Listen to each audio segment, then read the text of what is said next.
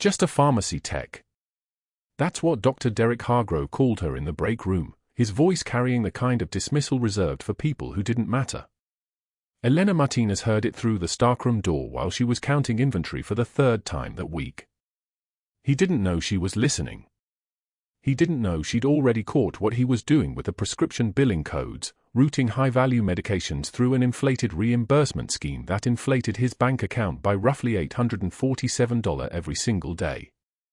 The fluorescent lights above the Galleria Mall pharmacy hummed their mechanical drone, and Elena stood motionless among the shelves, her hand steady as surgical steel, already calculating how to document what she'd found without destroying a man she'd never spoken to directly. The thing about working in a pharmacy for 3 months without anyone noticing you're there is that people say things they shouldn't. They assume competence and invisibility are the same thing. They're wrong about Elena. The Galleria Mall pharmacy occupied a corner slot between the food court and a jewelry store, separated from the main drag by a wall of glass that caught the harsh afternoon light and threw it back like a challenge. Inside, the space smelled of antiseptic and the particular staleness of recirculated air conditioning, a smell Elena had learned to filter out completely by week 2. The counter ran along the front in a gleaming expanse of pale wood and stainless steel, computers glowing with patient records and insurance information. Behind it stretched the actual pharmacy, metal shelves reaching toward the drop ceiling, organized by therapeutic class, each medication in its designated slot like soldiers standing at attention. Elena moved through this space with the kind of efficiency that came from understanding not just where things were, but why they were there. She'd worked 3 different pharmacy rotations before this one, each lasting only as long as it took for someone in management to realize she knew too much about their operations. Derek Hargrove was the store manager, a man built like a golf club, all narrow shoulders and a head that seemed to sit too high on his neck. He wore his authority like a discount aftershave, visible and slightly chemical. He'd hired Elena himself after her previous employer's vague reference check. She'd put down Mercy General as her last position and listed her reason for leaving as seeking new opportunities in a retail pharmacy setting. All technically true. All designed to obscure the fact that her previous life as a trauma nurse had ended when she walked away from it entirely, leaving behind the scrubs, the stethoscope, the muscle memory of saving lives under conditions that most people would never encounter outside of nightmares. She wore the pharmacy tech uniform now, navy polo with a mall logo embroidered above the pocket, khakis that didn't fit quite right, a name tag that read Elena in white letters on a plastic rectangle. It was the uniform of someone invisible. The prescription billing codes Elena had started noticing around her 8th week didn't belong in a legitimate pharmacy operation. They were sophisticated enough that most techs wouldn't catch them, a slight variation in the insurance billing nomenclature, a rerouting of certain medications through a secondary insurance adjuster she'd never heard of, dollar amounts that climbed in a carefully calculated pattern designed not to trigger audits. She'd recognized the pattern immediately because she'd seen similar schemes in her previous life, back when she had a life that involved understanding fraud patterns and reporting them up the chain of command to people who actually had authority to prosecute. Now she was just a pharmacy tech counting pills in a mall in Houston, and what she did about this information was going to change everything whether she wanted it to or not. Hargrove appeared at the pharmacy counter around 3:44 p.m. on a Thursday, his shirt already darkening with sweat at the armpits despite the mall's overactive air conditioning. Elena was filling a prescription for amoxicillin, routine work that required maybe 40% of her actual attention. Elena, Hargrove said, and the way he said her name suggested he'd rehearsed it, like he was trying to remember something he'd written down. I need to talk to you about the prescription billing codes. His hands gripped the edge of the counter hard enough that his knuckles went pale against his skin. Specifically, the ones on the high-value medications. Elena didn't look up from the prescription she was filling. The bottle of amoxicillin was cool against her palm. She'd counted out exactly 30 capsules, each one identical, each one in its proper place in the amber vial before the label went on. Which codes? She asked. Her voice came out level, the way it always did. The way it had learned to come out a very long time ago in a place where inflection could get people killed. You've been looking at them, Hargrove said. It wasn't a question. His breathing had shifted, shallow, rapid, the sound of someone whose anxiety was suddenly overwhelming his ability to project calm. I don't appreciate technicians getting curious about things that aren't their job. Elena placed the amoxicillin bottle on the counter and finally turned to face him. She took one measured breath, the kind that came from 7 years of military training and another 7 of psychiatric recovery. Her eyes met his directly. The third-party routing on the anxiety medications is flagged for 3 different insurance companies simultaneously, she said quietly. That's not standard reimbursement practice. That's systematic overbilling. She paused. 1 beat. 2. You should know I used to work in medical fraud investigation. The silence that followed lasted approximately 3 seconds. Then Hargrove's face went the color of old ketchup, and his hands released the counter like they'd been burned. You're right, he said, but the words came out wrong, too high, too fast, like someone trying to convince themselves. I mean, you're wrong. I mean, he stopped. Started again. That's not your concern. You're a pharmacy tech. You fill prescriptions. You don't audit billing codes. You don't make accusations about management decisions. I'm not making accusations, Elena said. She went back to the prescription in her hands. I'm stating facts. The codes don't match legitimate reimbursement pathways. She placed the labeled vial in the pickup bin with the kind of finality that suggested the conversation was over. Except it wasn't over. It was just beginning. Somewhere in the food court outside the pharmacy glass, teenagers were laughing too loudly. A child screamed the particular scream of a kid who'd just realized the ice cream place was out of sprinkles. The mall's ambient music cycled through a song Elena didn't recognize and wouldn't try to remember. Normal Thursday afternoon sounds. Normal life happening 3 feet away from a moment that was going to ripple outward in ways neither of them could predict yet. Hargrove was still standing at the counter. His breathing had stabilized, but his eyes had changed, something predatory moving behind them now, the look of a man who'd just realized he was dealing with someone who actually understood what he'd been doing. I think we should discuss this in my office, he said, and it wasn't a request. It was the kind of statement that managers made when they were about to either promote someone or dismantle them. Elena suspected she already knew which one this was going to be. The thing she didn't tell Hargrove, the thing she hadn't told anyone in 3 months of working at the Galleria Mall pharmacy, was about the Navy SEAL who came in every month to pick up his anxiety prescription. His name was Jake Reeves, Petty Officer First Class, and he had Martinez tattooed across his right forearm in letters that had turned dark blue over time, the kind of ink that meant something specific. Every month he'd approach the counter and she'd fill his prescription and hand it across the counter, and every month his eyes would slide past her face like she was part of the furniture. She was maybe 42 years old now, her hair cut short and practical, her face carrying lines that hadn't been there during her military years. The young man she'd carried through 200 yards of Tikrit rubble 8 years ago with a collapsed lung and active rounds hitting the walls around them had been 19 years old then, dark-eyed, terrified, bleeding from his left side where shrapnel had punctured his chest cavity. She'd run with him, his weight making her slow, her lungs burning with dust and cordite, her own leg screaming where she'd taken a fragment from an IED 6 months earlier. She'd made it to the evacuation point and handed him over to the waiting medics and disappeared back into the fire because that's what you did when your unit was still in contact. That's what you did when people were still dying. Now he picked up his prescription every month and never looked at her face. And now Hargrove was leading her toward his office, away from the normal sounds of the pharmacy, and Elena understood with the clarity that came from experience that her 3 months of invisibility at the Galleria Mall were already over. The question was what came next, and whether she could navigate it without revealing the part of herself that she'd spent 8 years trying very hard to forget. Hargrove's office smelled like artificial vanilla and the sharp sting of bleach. Elena sat across from him, her pharmacy tech uniform still crisp from the morning, watching him arrange 3 laminated warning cards on his desk like a dealer laying down a winning hand. Outside, the Galleria Mall hummed with Saturday shoppers. Inside, the air pressure had changed. Medication count discrepancy, he read aloud, sliding the first card forward. His voice carried the kind of certainty that came from knowing nobody would contradict him. Unauthorized break times. Unprofessional conduct with customers. He looked up, his eyes the color of burnt-out light bulbs. 3 separate incidents in 3 weeks.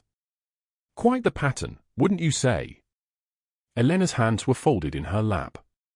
She didn't move. She didn't blink. I'm posting these on the employee bulletin board this afternoon, Hargrove continued, leaning back in his chair. Corporate policy requires documentation before termination.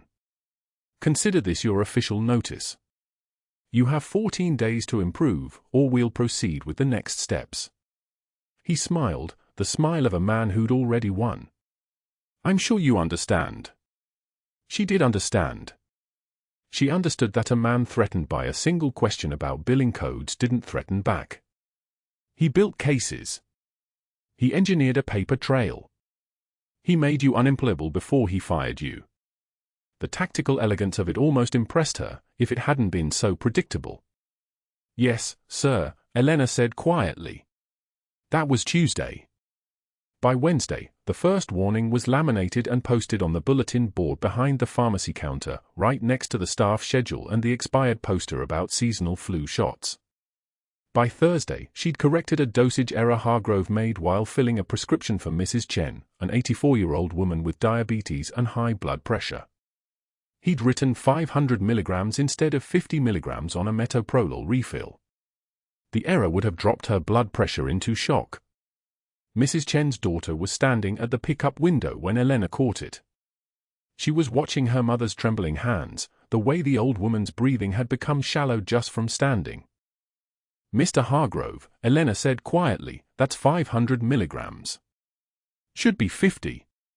The room went still. Hargrove's face darkened like a hand clenching into a fist.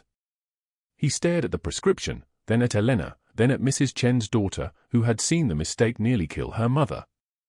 I was just verifying before dispensing, Elena added, her voice steady as surgical steel. No apology. No softness. Just fact. What she didn't say was that she'd caught 4 medication errors in 3 weeks, each one potentially fatal. What she didn't say was that her hands had held the guts of dying men together in desert heat, so reading a dosage was a reflex her body performed without her brain having to engage. What she didn't say was that Hargrove had made that mistake because he was prescribing too fast, too careless, too confident that nobody was watching. Hargrove handed the corrected prescription to Elena without a word. But his jaw was clenching now, and his left eye had developed a small twitch. By Friday, she was reassigned to the stockroom. We need inventory reconciliation, Hargrove announced in front of the entire pharmacy staff. Counting expired medication, cross-referencing lot numbers against the database. Elena's going to handle the overnight shifts. Just her and the boxes. He smiled. I'm sure she won't mind. The stockroom was windowless and cold, with metal shelves stretching floor to ceiling and the kind of silence that made fluorescent lights sound like they were screaming. Elena spent 8 hours each night counting pills that didn't matter, rotating bottles that had already been rotated, updating spreadsheets that nobody read. Around 2 a.m., she'd sit on the concrete floor with her back against a shelf and stare at the inventory management system on the computer screen. But the real punishment happened during lunch. On Monday, she'd sat at the break room table with her salad in a plastic container, and 4 pharmacy techs had been gathered around the coffee machine laughing about something inane. The moment her chair scraped the floor, the laughter stopped. They gathered their plates and cups and napkins and moved to the table by the window, the one farthest away. The message was wordless but clear. It happened again on Tuesday. Wednesday. Thursday. By Friday, they didn't even pretend to be casual about it. The moment she sat down, they left. She's under investigation, she overheard one of them whisper to another in the hallway. Hargrove said we shouldn't talk to her. She didn't eat the rest of that week. On Friday afternoon, Hargrove called her to the prescription pickup window at 4:22 p.m., right when the mall was filling with people shopping for the weekend. The window was the theater of the pharmacy, the place where customers stood waiting, where other staff moved behind you, where every word carried an audience. Your performance metrics are unacceptable, he said, his voice pitched loud enough for anyone waiting to hear. Your attitude is a liability to this team. You're lazy, incompetent, and frankly, you seem unstable. I've worked with troubled employees before, but he shook his head. You're the worst I've encountered. I don't know what your problem is, but you need to fix it before Monday, because I'm recommending immediate termination to the district manager. The other pharmacy techs were staring at the floor. A customer glanced up from the magazine she was reading. Elena felt the weight of their attention like atmospheric pressure before a storm. She took one measured breath. She let the moment sit between them like still water. Then she looked directly at Hargrove and said, "I've had commanders scream in my face under mortar fire, Mr. Hargrove. You'll need to do better than that." The silence was absolute. The fluorescent lights hummed and buzzed. A customer dropped a magazine. Hargrove's face went the color of raw steak. His mouth opened and closed. He looked like he'd been hit with something invisible, and for a moment, just a moment, he seemed to be calculating something, reassessing, wondering if he'd underestimated her in some fundamental way. "That's not going to save your job," he finally said, but his voice had lost its authority. It sounded small now, like a child's voice coming from a man's body. Elena walked back to the stockroom without responding. She didn't cry. She didn't tremor. She simply moved through the pharmacy with the exact same precision she'd always moved through it, her hand steady, her breathing even, her composure intact like a suit of armor that nothing could penetrate. But that wasn't entirely true. She sat on the concrete floor of the stockroom at 3:22 a.m., staring at a shelf of expired antibiotics, and let one tear trace down her cheek. She wiped it away without moving her gaze from the bottles, and she thought about the Navy SEAL who picked up his anxiety medication every month without ever recognizing the woman who'd carried him through 200 yards of rubble in Tikrit, bleeding through her uniform, refusing to let him fall. She thought about what happened when people discovered who you really were. And that's when the 911 call came through the mall security system. A man had collapsed near the food court. Security was requesting medical assistance. The Galleria Mall, the sanitized temple of American consumption, had suddenly become a code blue, and the ambulance was 17 minutes out through Houston traffic. Hargrove was the only pharmacist on duty. Elena heard him on the radio before she heard anything else, the static crackle of emergency frequency, the careful trained voice of dispatch, code blue, Galleria Mall food court, adult male, unresponsive, shallow breathing. She moved. There was no decision in it, no moment of choosing.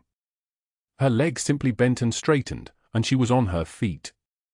Her hand simply began moving, pushing open the stockroom door and walking toward the pharmacy and then past the pharmacy, into the mall proper, where a crowd had already started to gather. The man on the floor was breathing wrong.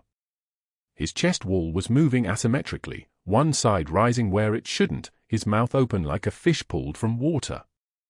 Around him, people were filming with their phones, their faces bright with the glow of screens and the particular detachment that modern catastrophe encouraged. She knelt beside him and knew immediately, tension pneumothorax, her mind supplied the diagnosis like a reflex. The collapsed lung pressing against his heart, the pressure building, the clock starting its countdown. 8 minutes. Maybe 10 if they were lucky. Hargrove appeared at the pharmacy counter, his face already starting to purple. "Get back," he said to Elena. "I'm calling an ambulance."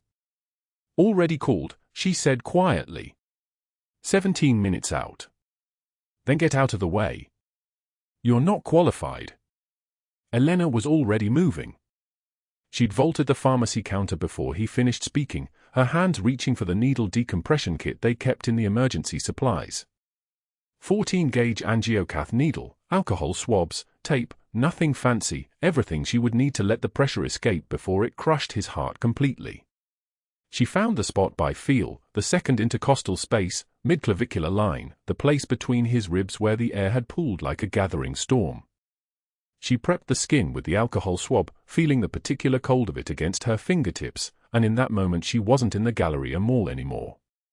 She was in Tikrit, 2009, under the collapsed section of a 3-story building, dust so thick in the air that every breath felt like inhaling ground bone.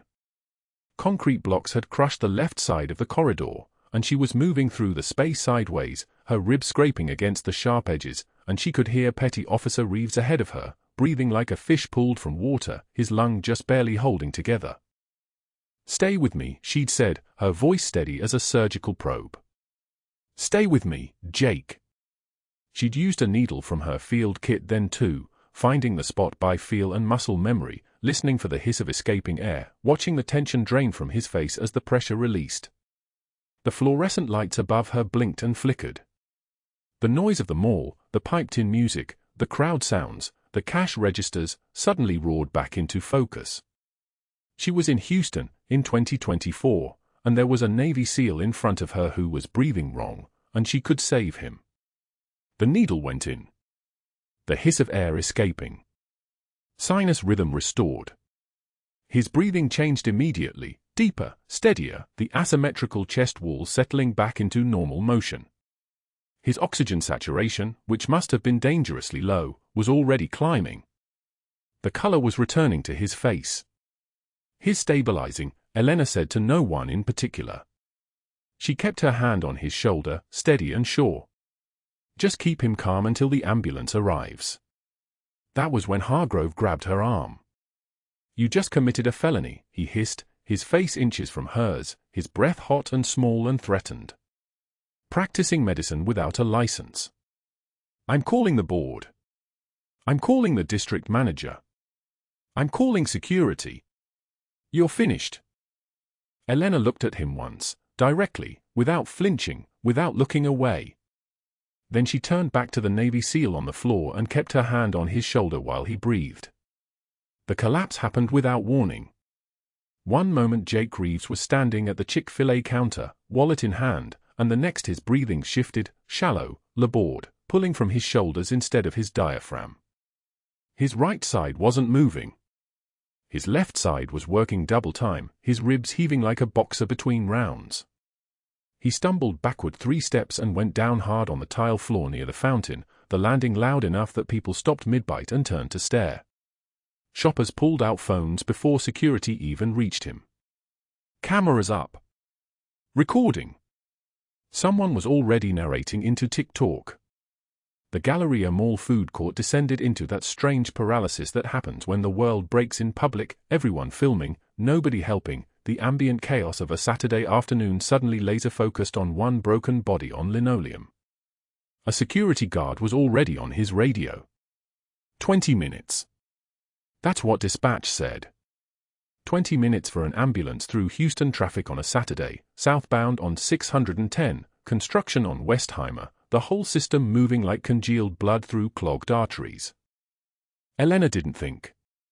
That was the thing about muscle memory, it didn't require permission from the conscious mind. She vaulted the pharmacy counter. Literally vaulted it, one hand on the cold metal edge, her body following in that single fluid motion that 15 years of tactical medicine had burned into her nervous system. The other pharmacy techs didn't even register it. They were still standing behind the counter, paralyzed like the shoppers, when she was already on her knees beside the Navy SEAL, her hands moving with the kind of precision that came from having done this in the dark, in the rain, under mortars screaming overhead like furious gods. "Get back," she said to the gathering crowd. Not loud. Just that. 2 words, and people obeyed because there was something in her voice that suggested obedience was the only option. She ran her hands across his ribs. Left side distended. Hyperresonant on percussion. The breath sounds on the right side, diminished, almost absent.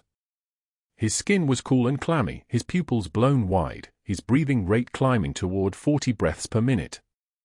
Tracheal deviation was subtle but there.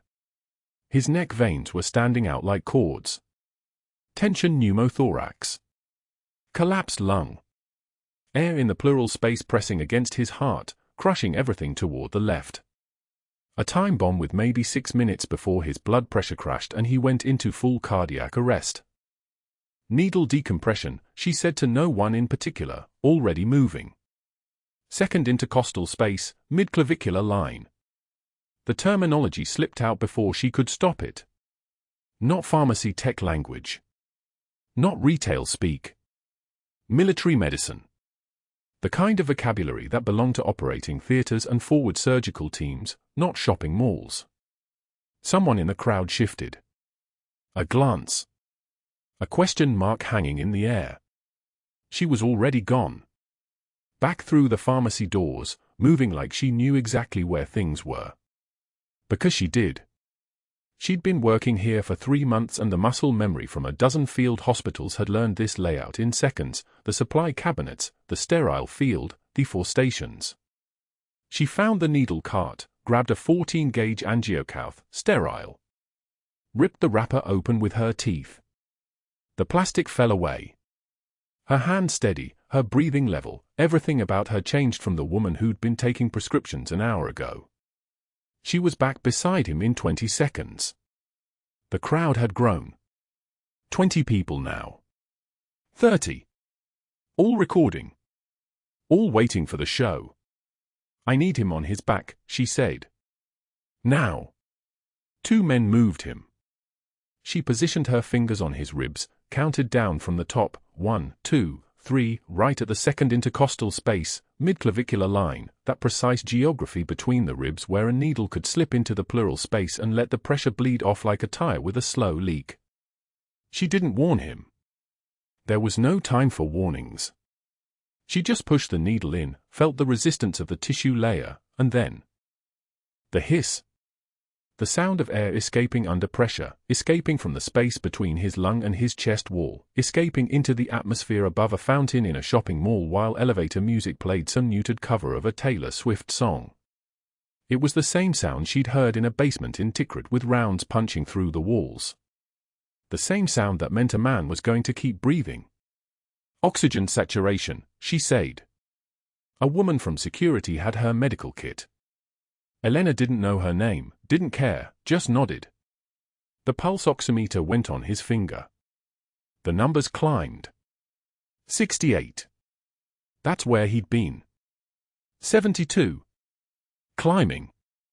78. His breathing slowed.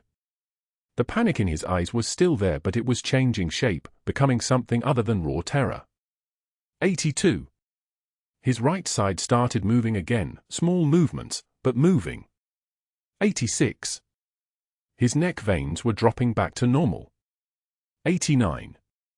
The color was returning to his face. The diaphoresis was stopping. 91. His breathing rate dropping back toward normal, his body remembering how to do this without panic, without the crush of a collapsed lung suffocating him from the inside. 92. Stable. The ambulance sirens wailed in the distance. Getting closer. Not 20 minutes anymore. Someone had called it in faster, given better information, maybe because the woman on the ground knew what she was doing and her voice on that call had carried weight. The screaming got louder. The red lights painted the food court in alternating color.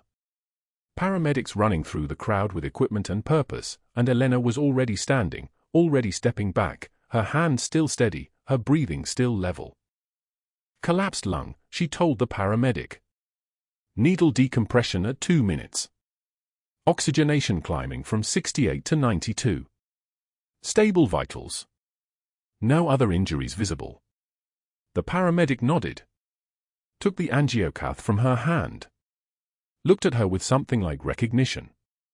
Like he was trying to place her face, trying to understand where a pharmacy tech had learned to recognize a tension pneumothorax by touch and sound. The other paramedics were loading him onto the stretcher. Jake Reeves, the Navy SEAL with her name tattooed on his forearm in letters he couldn't see anymore because of the placement, the letters that existed as a permanent reminder of something he didn't remember, was being loaded into the ambulance with practiced efficiency. His eyes were open. His breathing was steady. He was going to live. He was going to get to a hospital and get an actual chest tube and probably end up with a full workup on why his lung had collapsed in the first place. But right now, in this moment, he was alive because of the woman in the pharmacy uniform who'd vaulted a counter like she'd done it 1,000 times. The paramedic was looking at her. You trained? Elena was already walking back toward the pharmacy. The crowd was murmuring now. Questions. Comments. A few people still recording. The mall was returning to its normal Saturday afternoon chaos, but something had shifted. The air pressure had changed. The story that would be told in this corridor would not be about a man collapsing. It would be about the woman who knew what to do. And that was the problem. Thornton appeared within minutes. His face was already purple, the vein in his neck pulsing like a metronome counting down to something terrible.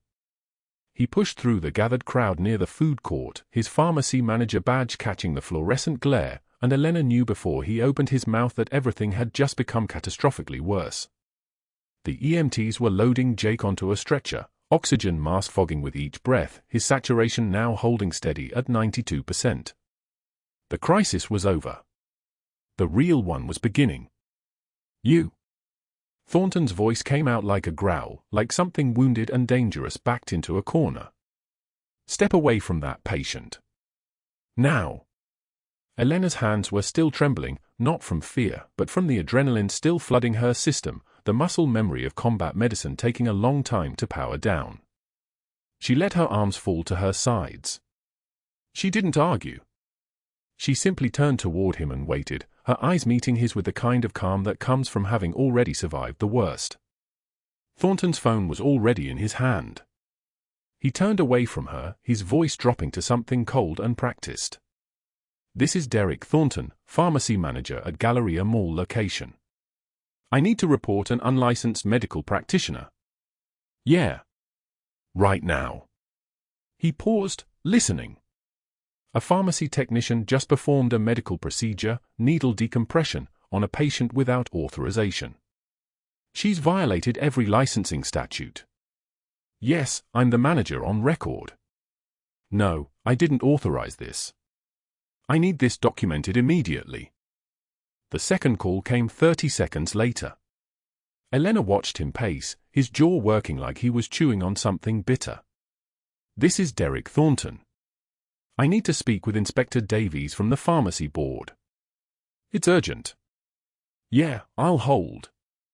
Another pause. His eyes found Elena across the food court, and something cruel flickered behind them.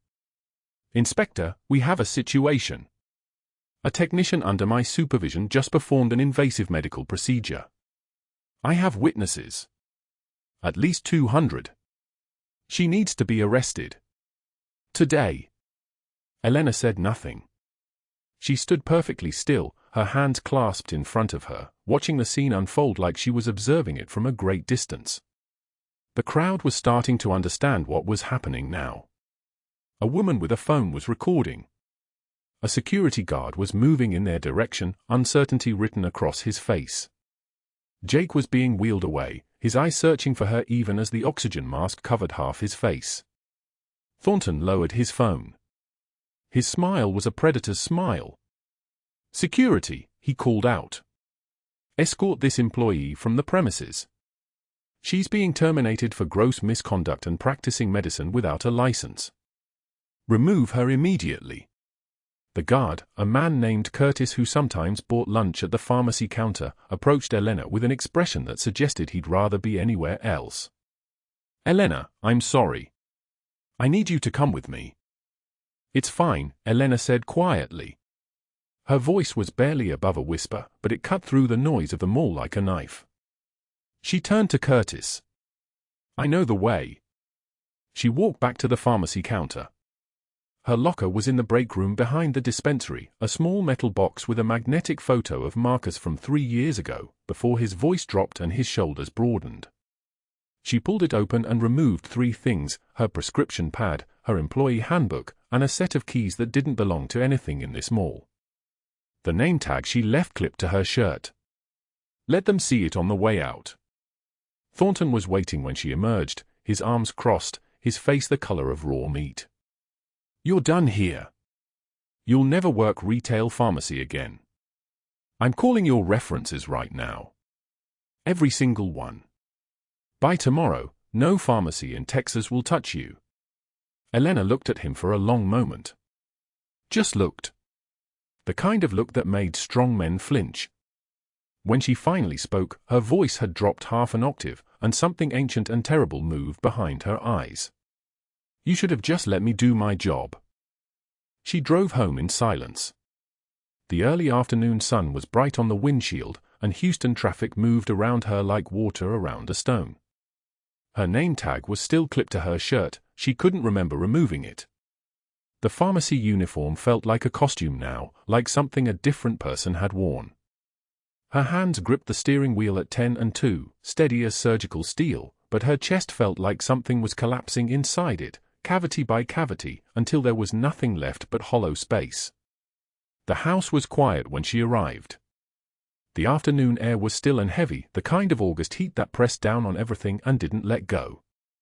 She sat at the kitchen table without turning on any lights, her hands folded in front of her, and something broke. Not in the way civilians break, not with sobs or shaking or any of the performance of grief. Just a single tear that traced down her cheek like a scout sent ahead of an army that would never arrive. 2 hours. That's how long she sat there before she heard the front door open. Marcus found her at the kitchen table, her face buried in her hands, and something in him went still. He was 15 now, tall enough that he had to duck slightly when he came through the doorway, and he set down his backpack with the careful deliberation of someone entering a crime scene. "Mom." His voice cracked slightly. "Why are you home early?" Elena's hands were pressed against her eyes hard enough that she saw stars. She lowered them slowly, looking at her son across the kitchen table, and tried to assemble words from the wreckage of the last 3 hours.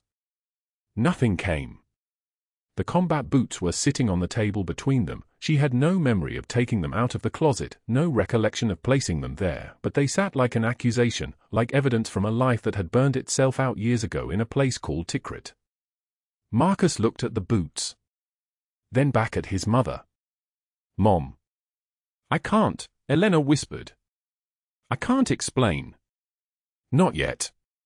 He sat down across from her, and they both looked at the boots, worn leather with sand still embedded in the creases, laces that had been tied and untied 1,000 times by hand steadier than hers. They sat in silence, the weight of her unemployment and his confusion and the vast unspoken truth between them pressing down like gravity, like the force that held everything together even as it all fell apart. Outside, the August afternoon continued its slow burn toward evening. Inside, a woman who had once saved for men under fire sat across from her 15-year-old son and could not find a single word to explain why she had just lost everything. The combat boots remained on the table, their tattered laces like the unraveling threads of a secret that had finally, impossibly, begun to come loose. 5 hours. That was all it took for the entire city to know what Elena Martinez had done. Marcus had found the shadow box hidden behind the winter coats in her bedroom closet, the one she'd promised herself she'd destroy someday but never had, and he'd pushed through the crowd now assembling outside the Galleria's management office with the kind of fury only a 15-year-old protecting his mother could summon. The mall's marble floors reflected the overhead lights in long white streaks as uniformed personnel began arriving, their presence turning the food court into something that felt less like retail space and more like a command center. Security guards who'd escorted Elena out 2 hours earlier now stood frozen, watching the boy hold up a glass case the size of a dinner plate. His voice cracked but held steady. "My mom's a senior chief petty officer. She outranks everyone in this building." The pharmacy tech who'd worked alongside Elena for 3 months, the same woman who'd moved tables in the break room when Hargrove whispered his warnings, took the military file from Marcus's trembling hands. Her lips moved as she read the first line aloud. "Bronze Star." Another pause. "Bronze Star again. Navy Commendation Medal with Valor." The crowd had gone so quiet you could hear the mall's fountain trickling in the distance, that soft mechanical sound completely inadequate to the magnitude of what was happening. "Purple Heart." The tech's voice began to fracture. 30 seconds. That's all it took for everyone in that corridor to understand they'd been watching the wrong person the entire time. And that's when Jake Reeves himself appeared, walking out of the emergency clinic with a bandage across his ribs and a navy dress uniform that fit like something he'd been born wearing. His commanding officer flanked him on either side, 2 men whose posture suggested they didn't so much walk as occupy space and wait for the world to make room. Jake's eyes found Dr. Hargrove across the crowd, and when he spoke, his voice carried the kind of authority that made the mall's ambient noise seem to pause. Senior Chief Martinez pulled 4 men out of a building collapse in Tikrit under active fire. Rounds were coming from 3 positions. She carried me 200 yards with a collapsed lung and refused medical attention until the 4th Marine was secure. He stepped closer. She saved my life then. She saved my life again today. That woman is the finest medic I've ever served with. Within minutes, the number grew. 75. That was the final count. 75 soldiers, sailors, and combat veterans who'd gotten a single call from Jake Reeves and driven across Houston through rush-hour traffic to stand in absolute silence as the full scope of Elena's hidden decade unfolded in the Galleria's fluorescent noon. They stood in dress uniform and civilian clothes.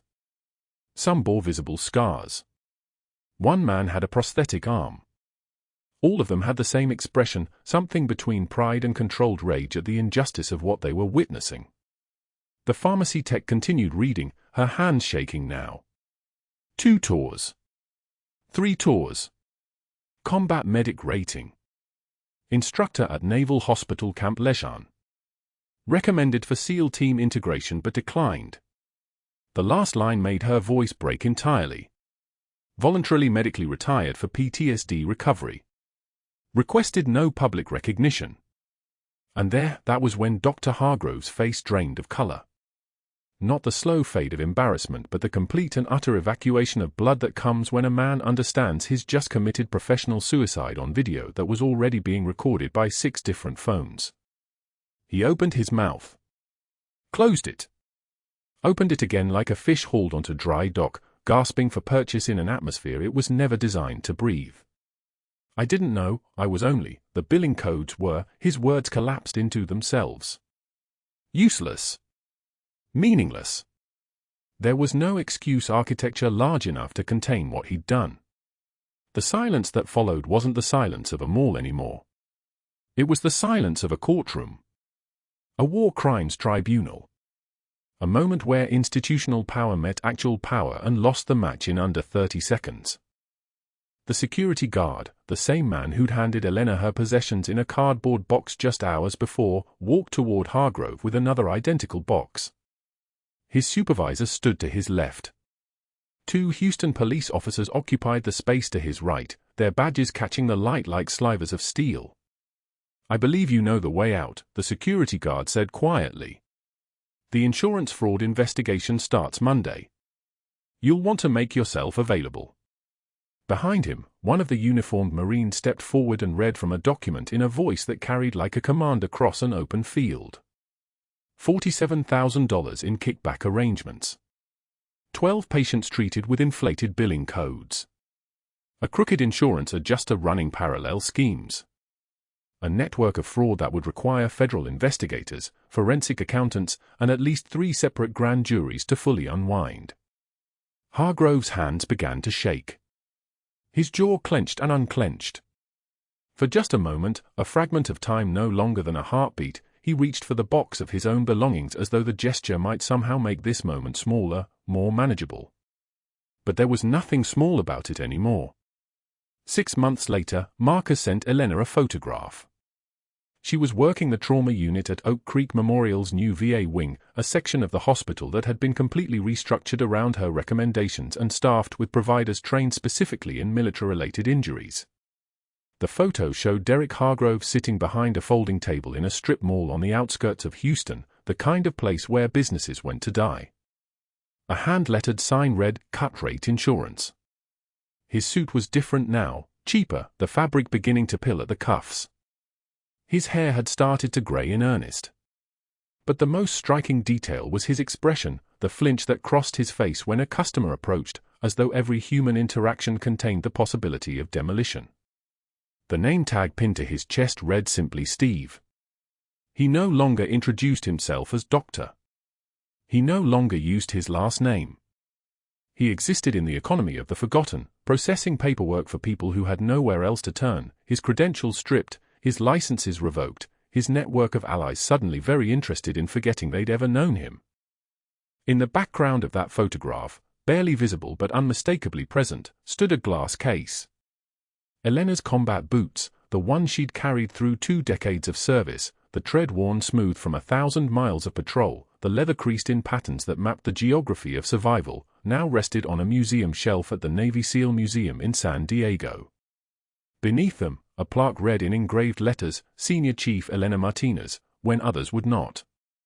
The museum had requested them from Marcus after the story broke.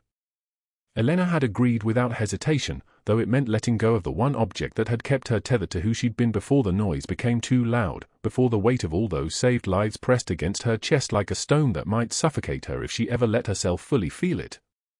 She'd handed them over on a Tuesday afternoon, and Marcus had watched tears move down her face in a way they hadn't in years, not the tears of someone breaking but the tears of someone finally allowed to start healing. The nurses at Oak Creek knew her as Chief now. Not as the quiet pharmacy tech who'd fumbled with procedures. Not as the woman who'd kept her head down and her history locked in a closet. The transformation had been gradual but absolute. When a patient coded in the trauma bay, every monitor went silent.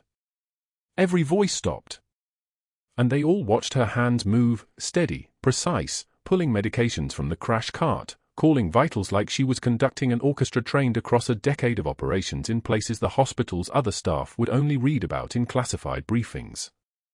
2.4 milligrams epi, for push, she'd command, and residents moved. Bagging at 100%, O2 sat climbing to 94. The trembling wasn't fear.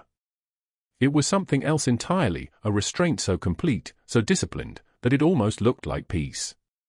She moved the way someone moves who has already survived the worst the world can offer and decided to spend her remaining time giving that survival to people who otherwise wouldn't get it. One evening, after a 12-hour shift that had included 3 salvageable traumas and 1 pediatric GSW, Elena found a note tucked into her locker. No signature. Just a phone number and 4 words, coffee. When you're ready. She recognized the handwriting from medical school, from a time before the wars, before the wait, before she'd convinced herself that solitude was the only honest way to live. The next Saturday, she sat across from that person at a quiet cafe, and neither of them spoke for the first 5 minutes. They didn't need to. The presence was enough. The acknowledgement. The permission to be more than what she'd survived. He reached across the table and placed his hand near hers, not quite touching, leaving the choice to her. She let her fingers bridge the distance. Small movements. Quiet resurrections. True class is what you do when the lights go out. Elena Martinez had done it in a pharmacy, in a mall food court, in a hospital trauma bay where no cameras were rolling and no medals were being awarded. She'd done it alone and in shadow, and when the world finally caught up with her, she'd accepted the recognition not as validation but as responsibility. The VA wing at Oak Creek Memorial now served 300 patients a month. Her protocols had been adopted at 17 hospitals across Texas. Young medics called her asking for guidance. She took every call. She answered every question. She never once mentioned that she'd won the right to do this work by carrying a Navy SEAL through burning rubble while her own body was coming apart from the inside. Marcus was in 10th grade now and wanted to join the military. She'd told him yes, knowing what that meant, what it would cost. She'd also told him something else, that heroes don't announce themselves, that the quietest person in the room is often the one holding everything together, and that sometimes the bravest decision isn't fighting, it's choosing to heal after the fighting stops. So here's what I'm asking you, would you have stayed hidden?